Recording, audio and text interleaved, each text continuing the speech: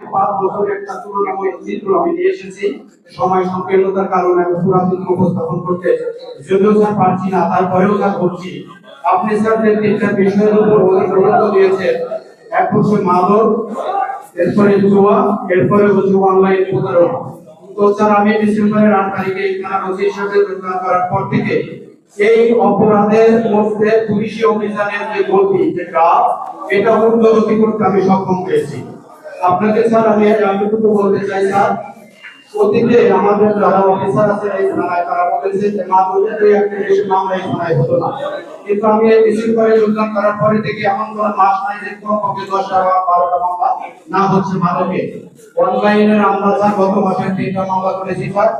অনলাইনে যারা প্রতারণা করে এরকম আসামিদের মামলা করে গ্রেফতার করে আমরা 3 আদালতে প্রেরণ করেছি। পাশাপাশি স্যার আমি যোগদানের পর থেকে দুটি বড় জুয়া আমি একেবারে আমার সার্কেল স্যার সহ